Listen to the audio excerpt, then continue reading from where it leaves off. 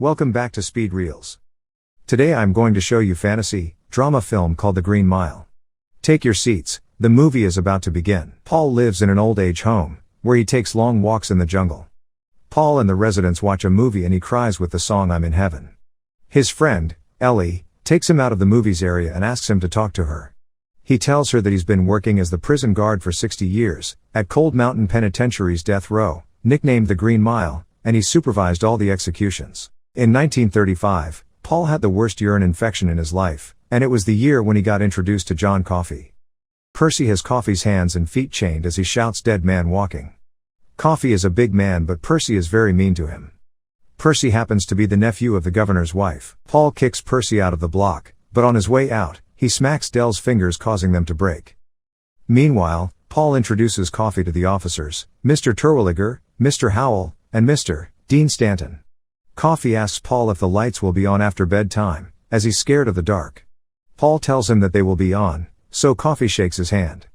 A moment of eye contact between them shows a start of a deep relationship. After Paul puts Coffey in his jail, Coffey says, "I couldn't help it, boss. I tried to take it back to it was too late." The officers see that Coffey looks very sweet, so Paul reads his file to see the murder he came in for. He finds that 2 little girls were missing. Their brother found blood on the floor and told his parents. The father along with the whole village went searching for them, and when they found them, they were dead each as on a side of Coffey, who was crying very loudly.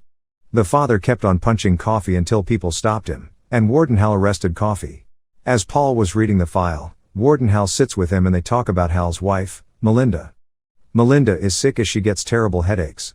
As well as telling him to keep peace with the governor's wife's nephew.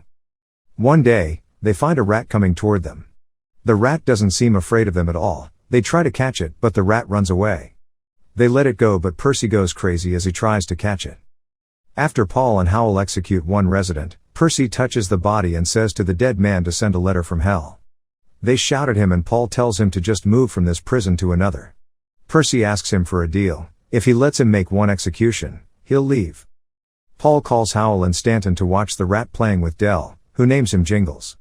The rat plays catch and moves on Dell's shoulder. Coffey says he's like a circus mouse.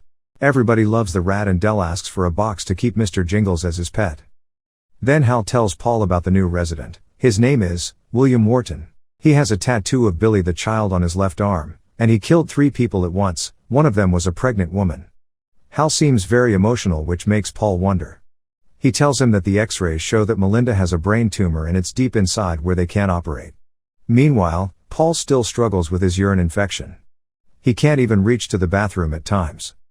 The next morning, William Wharton arrives.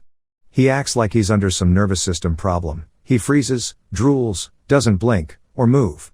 Once Howell and Terwilliger enter the cell's passage with William, Coffey tells Paul to be careful. All of the sudden, William starts a fight as he screams like monkey.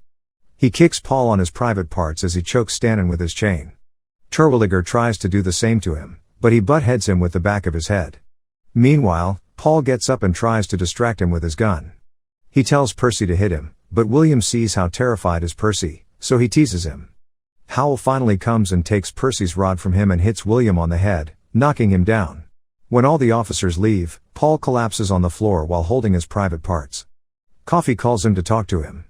He tells him to come closer, then he catches him hard and holds his parts. Dell screams that Coffey is trying to kill Paul. The yellow colors of the bulbs become brighter, as they eventually break. Paul feels better and he tells Dell to stop screaming. Then they witness Coffey choking on something. He coughs and releases a lot of black particles from his mouth. Coffey tells him that he helped him, and that he took it back. Paul feels a lot better and goes to the bathroom smoothly. He also spends a very good night with his wife.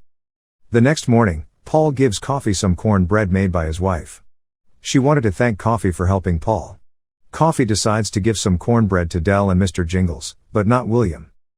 William calls Coffey a Negro then spits on Paul's face. Later he pees on Terwilliger. William teases everybody who works there.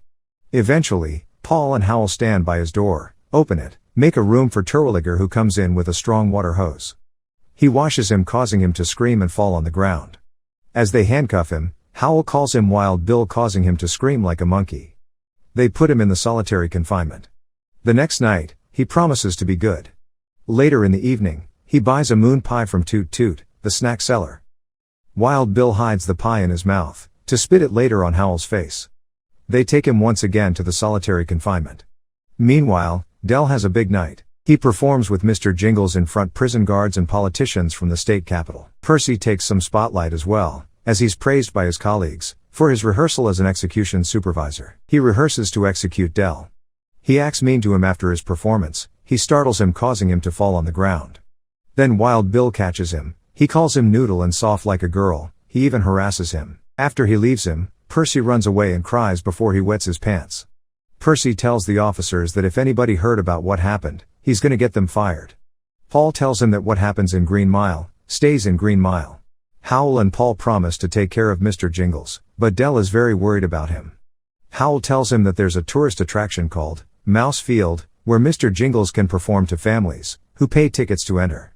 After he throws the roller toy to Mr. Jingles, it rolls away from the cell. Mr. Jingles chases it, but Percy finds him first. He crushes Mr. Jingles under his foot. As Del screams, Coffee asks them to give Mr. Jingles to him, as there might be still time. Coffee performs his miracle, and brings back Mr. Jingles to life. Paul and Howell decide to go and tell Percy to leave. They tell him that all of them will testify that he stood there, when Wild Bill was trying to strangle Dean Stanton. They tell him that things like that would go on his file, and people and his uncle will care. They make a deal with him. He performs Del's execution, then he leaves to Prior Ridge or any prison, and they finally shake hands on it. Del tells Coffee to keep Mr. Jingles during the execution. While Del is on the electric chair, Percy tells him that Mousefield isn't true. Then he takes the sponge and acts as if he made it wet. When they perform the execution, Del's head starts to burn, followed by his full body, causing a terrible smell and scene, in front of the witnesses. Meanwhile, Coffee feels Del's pain, and so does Mr. Jingles, who is on Coffee's hand. Percy claimed he didn't know that sponge should have been wet, for the prisoner to be executed and not burned alive. Hal invites Paul and his wife to have dinner with them, and they see how Melinda is doing terrible. On a later day, as all the officers are having lunch at Paul's house, they discuss that Coffee can perform his miracle on Melinda. They agree to plan for it.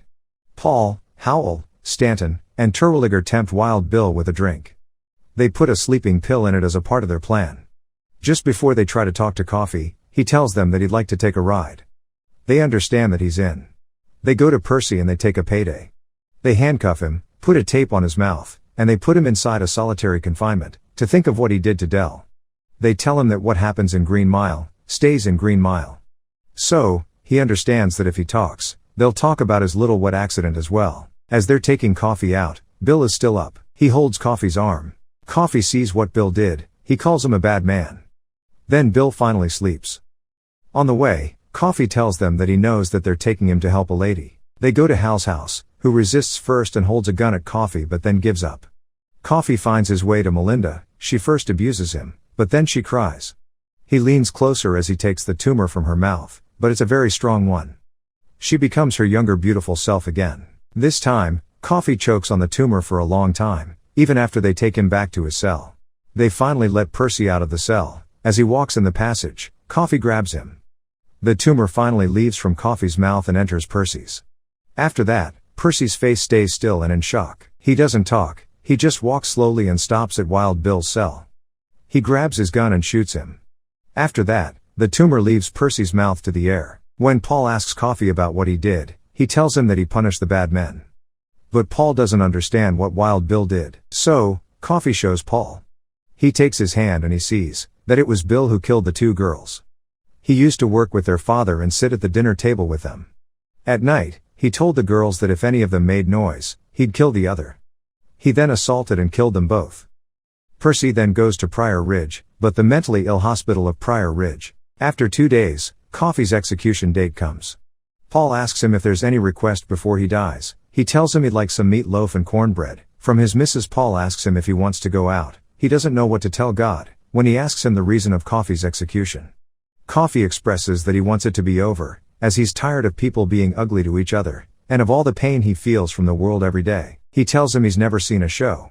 Paul takes him to see the movie Top Hat, as Coffee sings along with the song I'm in Heaven. On the way to his execution, Coffee tells them he dreamed of Mr. Jingles. He was in Mousefield performing for children. Among them were the two blonde girls. When Coffee sits on the chair, Dean Stanton starts to cry.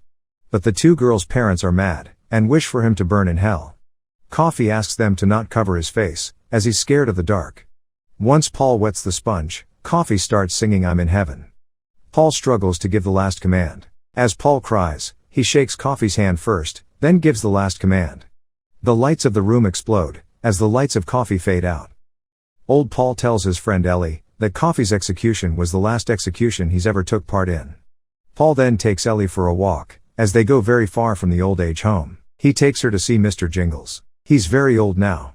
He tells her that when Coffee held Mr. Jingles, during Dell's execution, and when he held his hand to show him what Bill did, he gave them some of his powers, and that's long life. Paul is 108 years old now. He told her that this long life is his punishment from God. A few years later, Ellie died, and Paul attended her funeral. Do you agree that he's being punished from God? Let us know your thoughts in the comments section and make sure to subscribe for more recaps. Thanks for watching.